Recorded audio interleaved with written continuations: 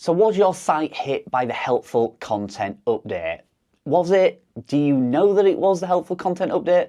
Well, that's what John Mueller is saying over at Twitter. He's suggesting that not all sites that have seen a traffic decrease over the past 6 to 12 months was due to the helpful content update. And I have to agree with him on that because I have a real life example of that. Since everybody started talking mainly around September, October about their site losing traffic, everybody put it down to the helpful content update, including a friend of mine. He's quite new to blogging. He purchased his site about 2 years ago and he said, yeah, I think my site's been hit as well, Carl, because my traffic's going down. It turns out that the top 10 articles that he had, which brought the majority of the traffic to his website, had just been kind of sniped or keyword hunted, and people had found those keywords and gone after them and basically outranked him on his top keywords. So just a few tweaks to a few articles, a few updates, started to see some improvement on his site. Now, if your site was hit like mine was, then you will have definitely seen a dramatic decrease in traffic. On September the 23rd, my site lost 80% of its traffic overnight. That's definitely down to the helpful content update. But I do agree with John Mueller, who said here that not all sites that think they were hit were actually hit. And that is honestly true. So the thing about the helpful content update for me is, number one, how do you know you was hit? Probably if your traffic dropped significantly near the date of the updates, then it's probably been hit. Secondly, how do you see why it got hit? And thirdly, what can you do about it? So those are the three main questions everybody is asking. So if you think you were genuinely hit, stay tuned right to the end of the video. I'm going to give my kind of predictions, what I think Google is looking for in the updates that you need to do to recover from the helpful content update. And again, we are all theorizing. Is theorizing a word? We are all guessing at what it takes to recover from a helpful content update hit. But we are now getting more and more information dripping out from Google, which is more helpful. Because over the last 6 months, all we've ever got from them was produce helpful content, write content for real users, turn your site into a brand, all that kind of thing. But we're actually now getting some more helpful information. So over the past couple of days, Danny Sullivan, the Google liaison officer, which I have to give a big shout out to be fair, any company that is getting as much backlash and as much grief as Google is, to have somebody on the forefront and stood there in the firing line is a brave man or woman. And Danny is certainly doing his best. But the only thing I have against Google and John Mueller and all the Google liaison officers and all the people that give information to us about these updates is the lack of clarity of what we need to do. No step-by-step guides, no tweets like check this or check that or check the other. We just had the generic go read the helpful guide update, go read the update guides, go read Google's terms and conditions, all that sort of crap information that just led us down rabbit holes where we didn't need to go. Rather than doing things that really helped, we were just guessing. And I saw a tweet recently from a lady who said, I spent the last 3 months doing content updates, doing all sorts of changes to my website, and it's led to nothing. And that's really frustrating. If Google would have come out and said, you need to check this, you need to check that, you need to clarify this, that would have really helped. So yesterday was the first day I saw Google actually proactively helping us. And again, it was a tweet from Danny Sullivan, who was replying to somebody who said their website was the #1 authority in a certain topic. And now they're absolutely nowhere. They got smashed with the HCU. And Danny actually gave him some step-by-step instructions. Number 1, check this. Number 2, check that. Number 3, check that. Although at the end of it, he said, you know, if all that is right, then you need to do this. He didn't then say, if all that was wrong, you need to do the other. So kind of half helped us there. But at least it is some step-by-step instructions.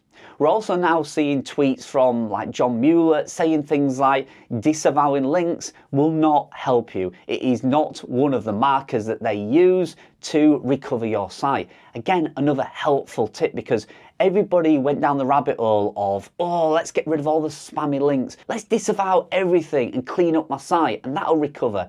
And it didn't. In fact, it could have done more harm than good, because who knows what links were actually giving you positive signals. So just disavowing everything could have really damaged your site in the long term. So again, good advice from John Mueller. 6 months too late in my opinion, but at least that advice is now coming out. So we know disavowing links is not really helpful.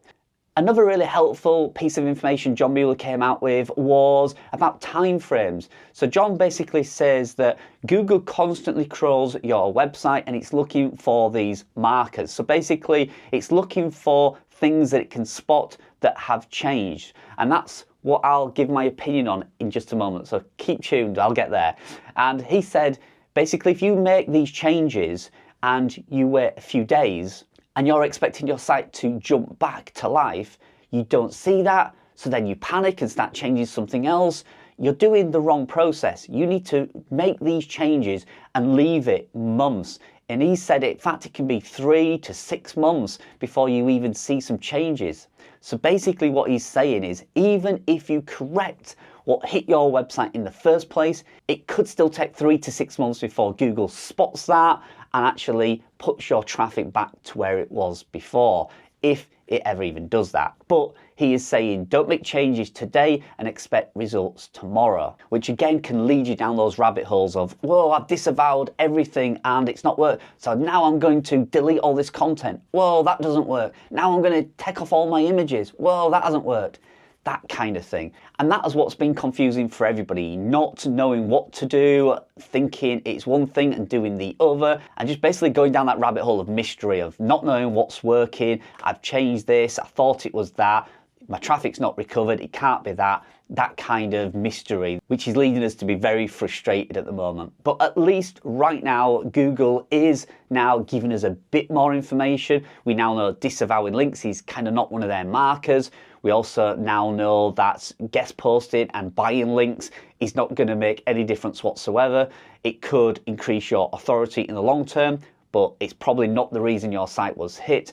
And thirdly, at least now people like Danny Sullivan are giving us some step-by-step instructions to actually go out and check this. So what is my prediction? What am I going to advise? Well, everybody is different. I am no expert. Again, I am purely guessing at this. But as we are getting more and more information being dripped out from Google or John Mueller or Danny Sullivan, wherever that may be, or your fellow bloggers might be giving you helpful information, then we are picking up a few little snippets that I think we can use to our advantage. So first of all, my prediction for Google recovering sites is these markers. Google is looking for something it can track. So number one, I think that Google might be looking for percentages. I think Google is going to look at things like word count. Now, Google can easily see what the average word count is across an article or your entire website, and maybe is looking for a percentage of something like percentage of content changed, whether you add more content, whether you decrease more content, whether you take away some posts from your website, whether you put them into draft or delete them, or whether you add some new content. I believe it's going to probably look at percentages because that's one of the easiest metrics it can track. So it might also look for percentages with things like updated content. So it can see, okay, you have 100 articles on your site, 25% of them was updated. That means you are actively trying to improve the user experience on the website. So that might be something it tracks. I also think it's going to track things that it can genuinely monitor. So things like images without alt text, it can easily track that. Do you have any broken links on your website? It can easily track that. Again, pages that are bringing back a 404 error that lead to nowhere, it's a dead end. Again, redirecting that to another page. Cutting down all those user experience metrics that it can track, I think is what it's going to be looking for. Now, don't forget, Google can't read your content as in, wow, that's a great article, entertaining, interesting, funny. It can't read that. It just knows there's a number of words on there. It can look for certain words throughout the article, but that doesn't give it a rating of great. This is a really quality, interesting entertaining piece of content. It can just say it has an image, it has a video, it uses this word repetitively, it uses this word in the title, it uses this word in the meta description. It can only look for these markers. So I believe percentages is kind of what it's going to be looking for. So anything that you can do across your site, whether it be update 25% of your content, whether it might be you've added charts and graphs and data to each article, again, it can track that. Whether you've gone through all your images and you've swapped out stock images for original images, maybe you've added alt text to all your images, that can help.